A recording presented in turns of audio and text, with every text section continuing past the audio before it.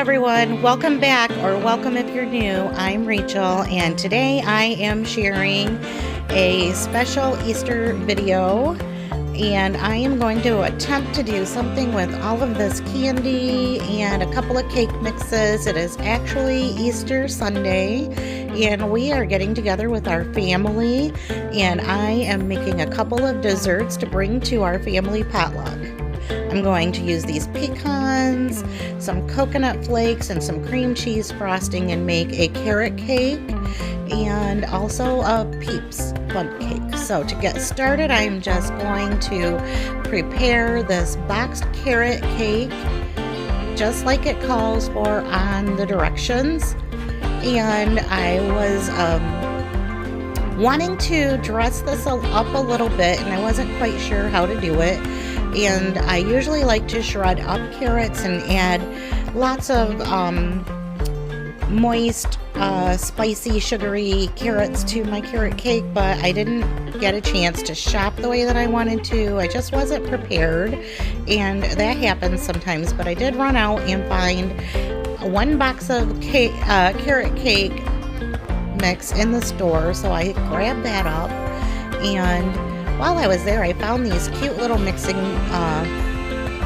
mixing bowls, but measuring cups at Dollar General. I thought they were so cute. I actually had been looking for these for weeks, and I'd been to several Dollar Generals and couldn't find them.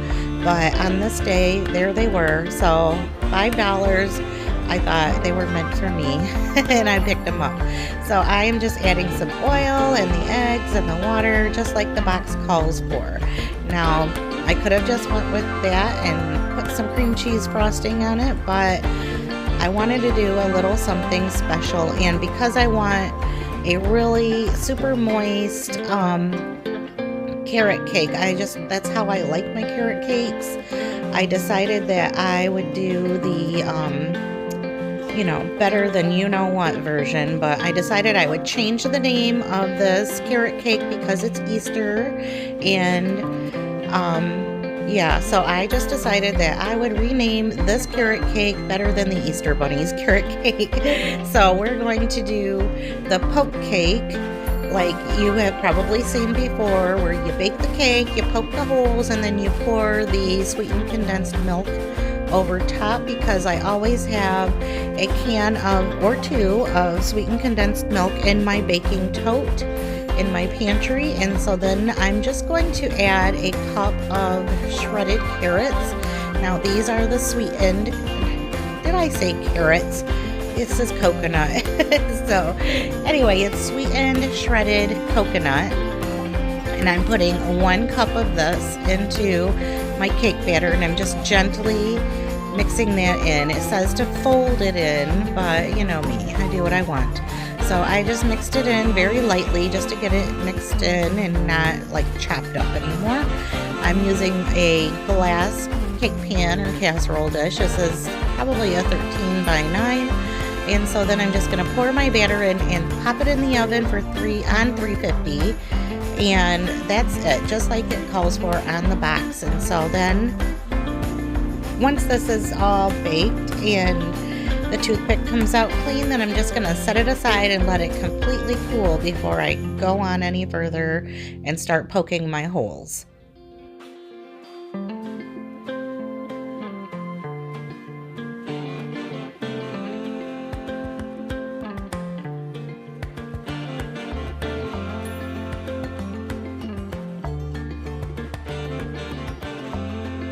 Okay, while that carrot cake is doing its thing in the oven, I am getting this Betty Crocker strawberry cake out of the package and into the bowl.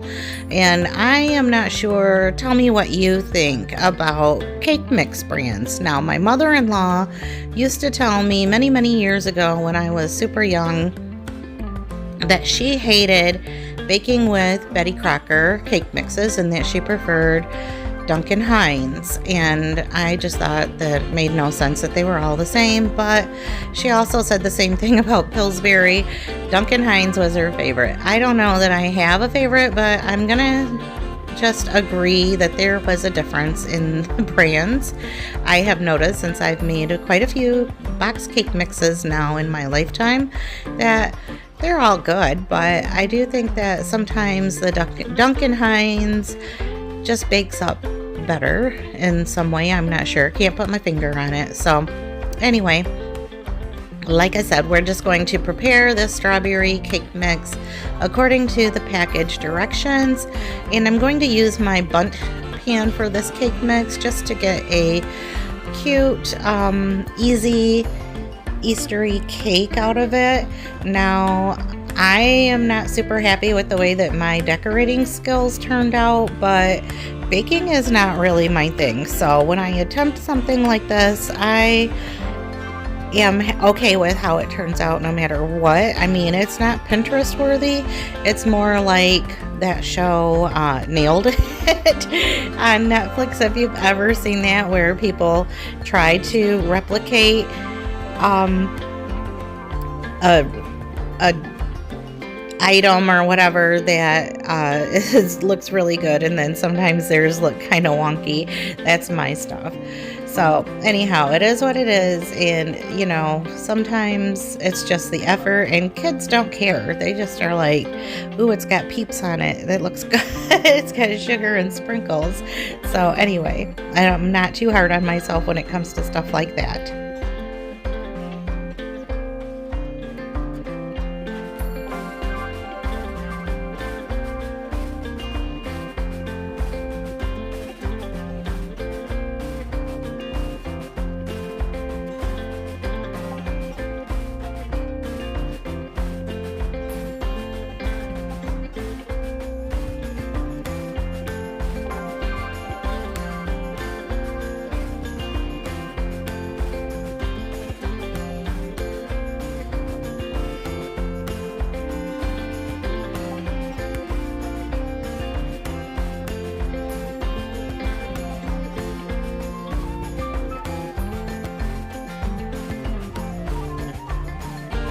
Well, now that I have completely saturated my bundt pan with cooking spray, I'm always so afraid that a bundt cake is going to stick in the pan, so I go a little overboard with the spray to make sure that it doesn't. So the next I'm just going to pour in the batter and get that all spread around in this little circular dish here. It doesn't really matter because my oven is not level, and so everything that I bake is going to come out uneven. So I already know that my bundt cake is going to look a little weird, but I don't care.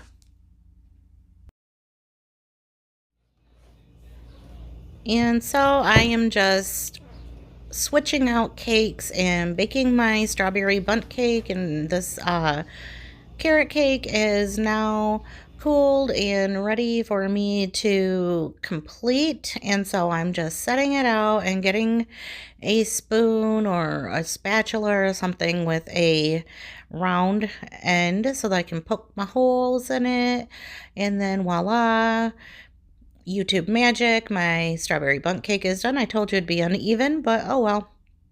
And so I'm just going to poke some holes into this carrot cake all over, and then I'll pour the sweetened condensed milk on there and let it just kind of ooze into the holes in the cake and really just kind of saturate into that cake.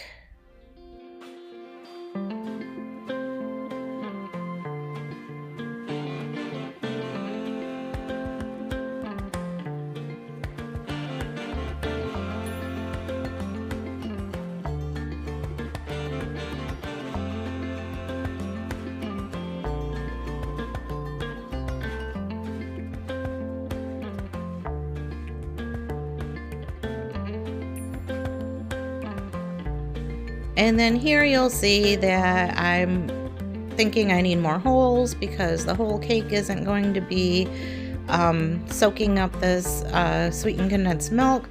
So I go back in and put a few more holes in there. I never have my stuff planned out.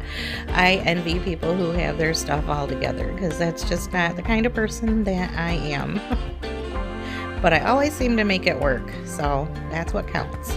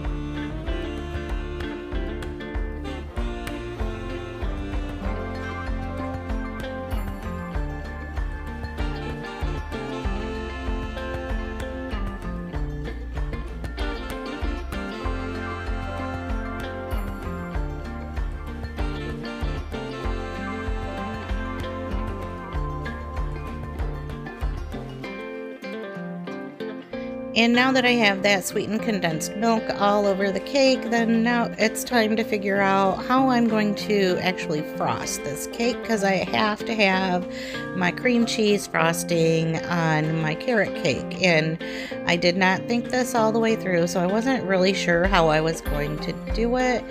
But yep, you'll see my expert baking skills in action here. So first I just start globbing on the frosting, and as you can see, it's just too thick and it's sticking and pulling the top layer of the cake off and making it all ugly.